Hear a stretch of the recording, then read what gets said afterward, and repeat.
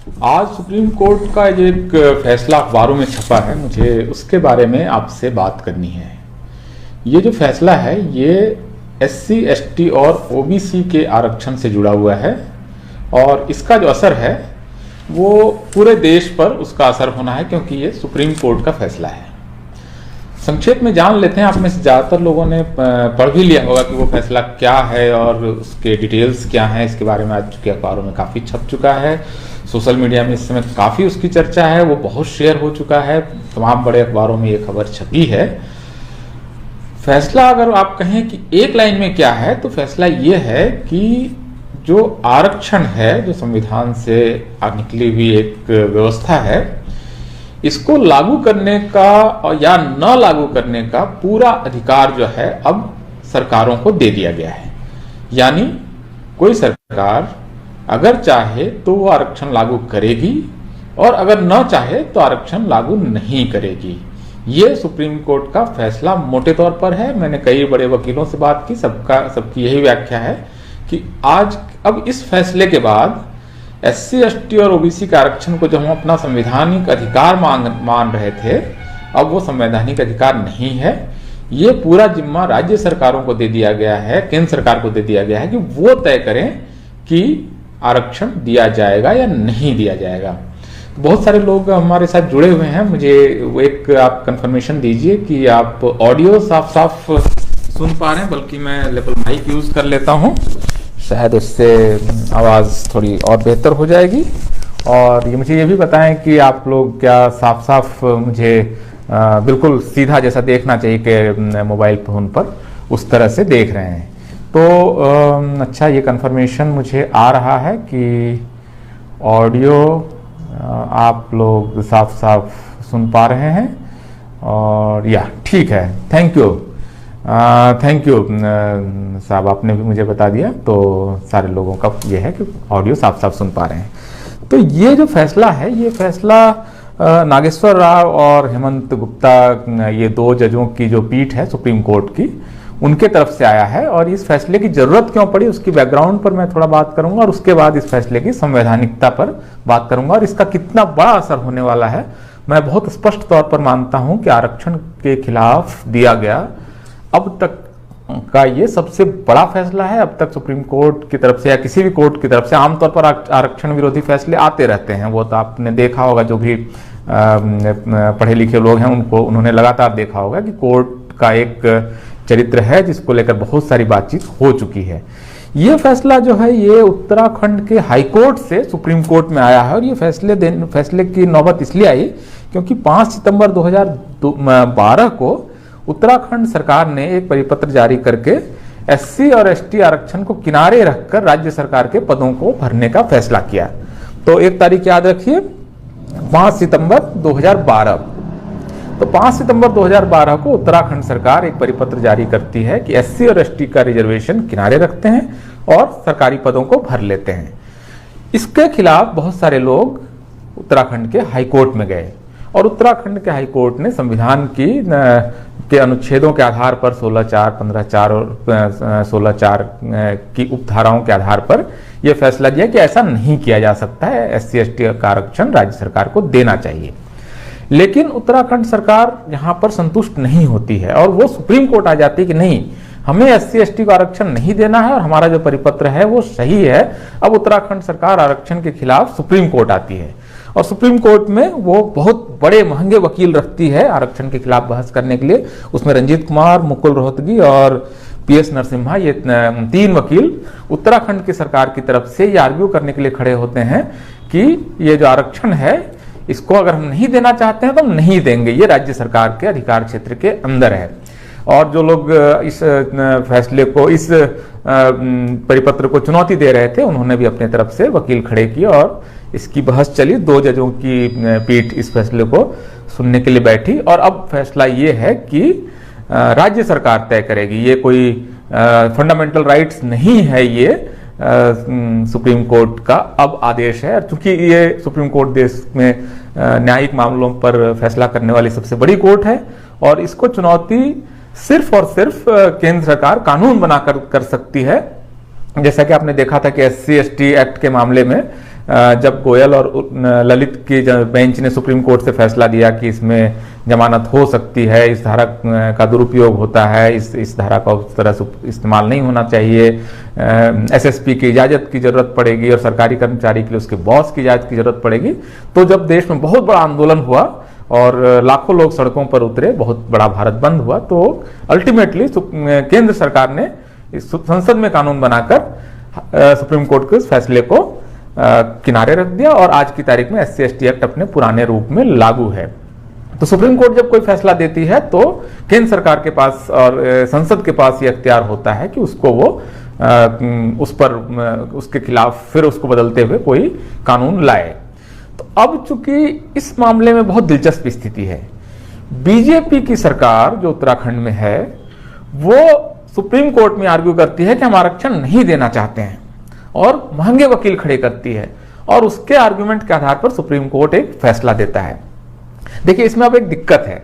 अभी तक हम जानते थे और भारत के संविधान की किताबों को हम पढ़कर जहां तक हम सारे लोग जो इस बात पर सहमत हैं कि सुप्रीम कोर्ट में ये भारत का संविधान मेरे पास है और इसमें 15(4) और 16(4) ये दो धाराएं स्पष्ट रूप से कह रही हैं कि जो वंचित तबके हैं उनके लिए विशेष प्रावधान किया जा सकता है। और 16(4) तो बहुत स्पष्ट रूप से कहता है कि जो लोग एडिक्वेटली रिप्रेजेंटेड नहीं है, जो समुदाय, उनके लिए सरकार आरक्षण का प्रावधान कर सकती है। तो जब सुप्रीम कोर्ट इस मामले पर बैठता है और केंद्र बीजेपी की जो सरकार है उसके वकील आर्गू करते हैं कि हम SC/ST को आरक्षण नहीं देना चाहते हैं और इसके आधार पर एक फैसला आता है, तो मेरे ख्याल से ये संवैधानिकता को बहुत स्पष्ट रूप से चुनौती है। और आप अपने जो भी कानून के जानकार हैं उनसे पूछिए कि 16(4) जो है वो कितने स्पष्ट रूप से कहता है कि एडिक्वेटली रिप्रेजेंटेशन नहीं होने के आधार पर और वंचना के आधार पर आरक्षण राज्य सरकारें तो देने का फैसला कर सकती हैं। तो ये फैसला जब अब राज्य सरकार के हाथ में जब वो पूरी तरह से दे दिया गया कि आरक्षण हम लें, दें, न दें, हमारा मन करेगा तो नहीं देंगे, SC को मन करेगा तो SC को देंगे, ST का मन नहीं करेगा तो उनको नहीं देंगे, और OBC को चाहे तो दें, न चाहे तो न दें, तो ये बहुत अराजक स्थिति के तौर पर मेरे ख्याल से यहां से स्थिति जाएगी। अब मैं आरक्षण का जो प्रावधान है उसको जो कॉन्स्टिट्यूएंट असेंबली ने फिलोसॉफिकली जिस तरह से देखा था, मैं कॉन्स्टिट्यूएंट असेंबली की डिबेट की तरफ आपको ले जाना चाहता हूं। ये पूरी डिबेट जो है वो इंटरनेट पर अवेलेबल है, भारत सरकार की तमाम वेबसाइट्स पर आप उसको देख सकते हैं। आरक्षण की जब बहस होती है संविधान सभा में, जिसने एक तरह से आप भारत राष्ट्र का निर्माण किया जिस संविधान सभा ने, वो बहुत स्पष्ट रूप से कहती है कि राजकाज से लेकर तमाम इंस्टीट्यूशंस में तमाम लोगों की हिस्सेदारी करके राष्ट्र निर्माण होना चाहिए। किसी भी तबके को किनारे रखकर, किसी भी समुदाय को किनारे रखकर ये पूरा कार्य नहीं होना चाहिए। और खास करके जो वंचना के शिकार लोग हैं उनके साथ तो उनको तो राष्ट्र की मुख्यधारा में लाने के लिए तमाम तरह के प्रावधान किए जाने चाहिए। ये संविधान की मूल भावना है।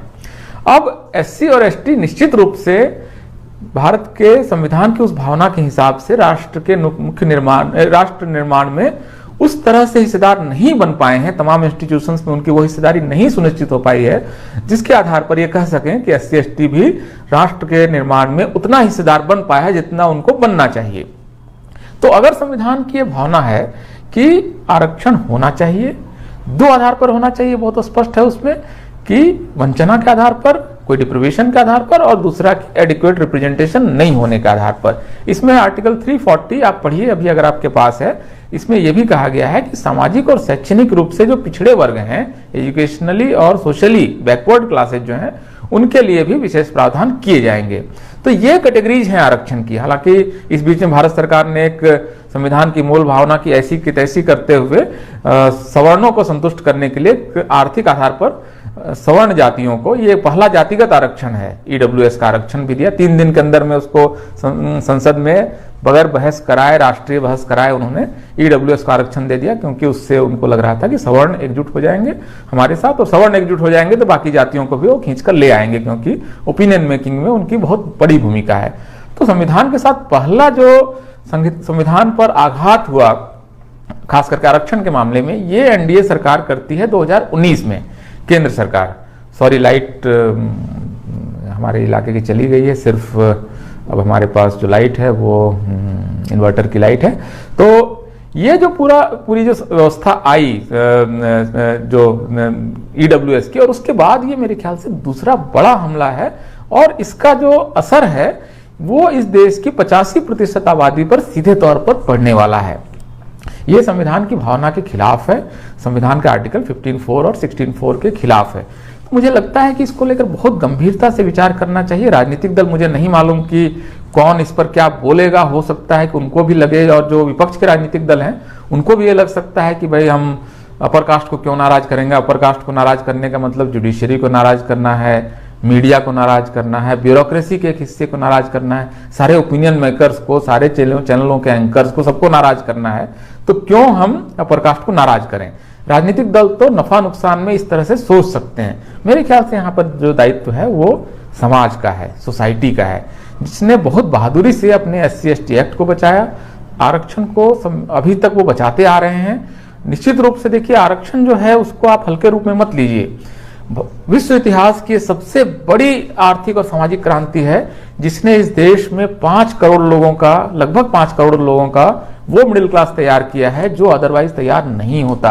SC/ST और OBC के लाखों लोग आज अगर एजुकेशनल इंस्टीट्यूशंस में हैं, नौकरियों में हैं, अपने बच्चे विदेश तक भेज पा रहे हैं, इसके पीछे आरक्षण की वो ताकत है जिसने की, जो बाबा साहब का और आपको उसमें साहू जी महाराज का और फूले की परिकल्पना का जो संवैधानिक प्रावधान है, वहां से ये 5 करोड़ मिडिल क्लास तैयार हुआ है, जिसकी संतानें इस समय आपको देश में हर जगह मिलेंगे। आरक्षण की संतानें, संविधान की संतानें। तो वो अगर अपने आरक्षण को नहीं बचा पाती है तो अगली पीढ़ी को आपको जवाब देना पड़ेगा कि जब आरक्षण पर हमला हो रहा था तो उस समय आप क्या कर रहे थे। मेरे ख्याल से ये प्रश्न सिर्फ कुछ नौकरियों का नहीं है, एजुकेशनल इंस्टीट्यूशंस में 1-2 लाख सीट्स का नहीं है। यह निश्चित रूप से भारतीय संविधान को और खास करके आर्टिकल 15(4) और 16(4) को बचाने का सवाल है। मेरे ख्याल से आप लोग इसको बिल्कुल गंभीरता से लीजिए। इसको लेकर जो भी आपको समझ बन पड़े, जो आपको सोशल मीडिया पर आपको इसको लेकर हैशटैग चलाना हो, समाज में इसको लेकर जागृति करनी हो, सेमिनार करनी हो, गोष्ठी करनी हो, आपको तमाम लेयर्स पर इस पर बात करनी चाहिए। आपको अपने सांसदों को चिट्ठी लिखनी चाहिए, आपको राष्ट्रपति को चिट्ठी लिखनी चाहिए, जो केंद्रीय मंत्री जाए उनको मेमोरेंडम सौंपिए। आप उनको बताइए कि भाई आरक्षण जो है वो कोई मजाक नहीं है, ये हल्की फुल्की बात नहीं है। अगर हल्की फुल्की बात होती तो इसको फंडामेंटल राइट्स के चैप्टर में क्यों लाया गया है।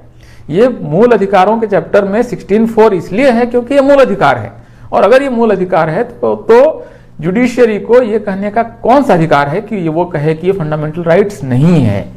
जो चीज फंडामेंटल राइट्स के चैप्टर में है उसके बारे में ये कहना कि फंडामेंटल राइट्स नहीं है, अपने आप में बहुत ही आपत्तिजनक है। कोलेजियम सिस्टम से जिस तरह की जुडिशियरी बनी है, वो जुडिशियरी लगातार इस तरह के फैसले दे रही है, और उसको लेकर संसद की समिति जो कड़िया मुंडा कमेटी है उसने भी रिपोर्ट दी है कि किस तरह से SC/ST OBC के जजेज नहीं हैं, और बल्कि जो सुप्रीम कोर्ट के सीनियर एडवोकेट हैं उन्होंने SC/ST एक्ट के फैसले के समय उन्होंने कहा भी कि कास्टिस्ट जुडिशियरी है और लगातार SC/ST के खिलाफ फैसले दे रही है।